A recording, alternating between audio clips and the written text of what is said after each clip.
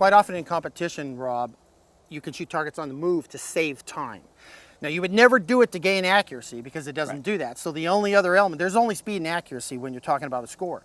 So at that point, you would say, well, can I shoot that target on the move to avoid shooting it stationary, but then I'll travel a certain distance between. Now, before we get even to the context of tactical side, there's some things you got to know. If I'm going to shoot these two targets, this target here, if I was starting in this position and say I had to end up over there somewhere, because rules, because there's a target I have to shoot from over there, and I know it's there because during my 5-minute walkthrough, I plotted where all the targets were. Got it. So the way I make people do it is I want you, the very first thing to do is start moving. So you start moving, draw. So right now, if I had stood there and shot, I would still be right there. And I would only be able to shoot slightly quicker. The trick to shooting on the move is really, really simple. You ready? Ready. Good shoulder position, good arm extension, put the sights on the target, pull the trigger without moving. It sounds like standing and shooting. It's exactly the same thing. We all make too much of it. A lot of people try to come up with stepping positions. I don't really care what you do. Right. When I do it, I try not to bob. That's it. All right. Now, from the competition standpoint, what that means is I've got myself 1 second further down the line. So the skill is probably very, very similar regardless of what the context is.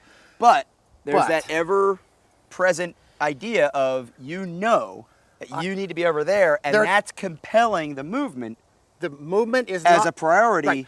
The movement that doesn't really exist. The movement is not based on my desire to leave the position, go somewhere. It's because I have more targets to shoot over there. Because so, would you ever argue that speed of movement, which you're not sprinting, that speed of movement makes you dramatically safer? No. So you just stop and shoot. No. If you were shooting bad guys, you just stop and shoot. It'd be over before I could move that far. That's what I'm talking about. If I was going to shoot these two dudes, Rob. Right. That's what I'm talking about. And that's what I think a lot of people is. But the combination of needing to move and needing to shoot, you're balancing it out. Right. Changes the whole thing. All right. Coach me. Okay, so if I was having you do this, all I care is that you start moving before, because I don't want you engaging the first target stationary. Got it. All right? So I'm actually gaining some movement, gaining some distance while I'm presenting. Right, because the draw in the competition world, I'm not going to stand there and draw and then move. Sure. Because I got to draw anyway. Right. Because that clock, she's a ticking, Rob. Oh, I'm sure she is. All right. Yes, she is. So when I say go, I'm going to say stand by, ready, go. You're going to draw, or you're going to move, draw, shoot each target twice as you move across. Got it. Ready? Ready. Stand by. Ready? Ready. Go! Your movement's perfect. I expect nothing less. I mean, I knew you were going to shoot well. I knew you can move well. The only thing I'm looking at is if we start looking at the target. Look at that. Well, that one's okay because that one is a C, but that one over there is in the D zone. Oh, so while a pelvic shot is a great shot on a human. Well, I don't like that. That's not an accurate shot. That's close to a miss. So let's do it again. All right. So the only thing I'm going to ask you to do is remember that bit before we were talking about making sure the gun stops moving? Yeah. So you got to make the gun stop moving without you stop moving. Got it. Hardest part. Got it. Here we go. Stand by. Ready?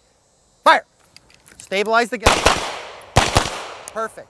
So you took a fraction of a second longer, which is probably in the 0.05 to a 1/10 of a second. Right. And created 2 A-zone hits. You're going to trade a D for a couple tenths of a second every time. Every time. All right. And then in tactical world, right? I'm thinking this. Even if I'm compelled to get out of the room, right? If I'm compelled, my daughter's over there, right? And I want to get to that next room because that's where my daughter is. I'm really compelled. Give me the go, and I'll show you what we would do. Okay, you ready? And then you tell me. Stand by. Ready? Ready. Go. And then, so we've got our situation where we move on the draw, plant, shoot, then move after we're done shooting. So what happens there is you're using the downtime of the draw. Yes. To gain some ground. Right. It's exactly the same reason I'm doing it. I'm doing You're doing it to gain position. I'm doing it to save time. Got it. So worlds collide conceptually, but the mechanics are very, very similar. Very, very.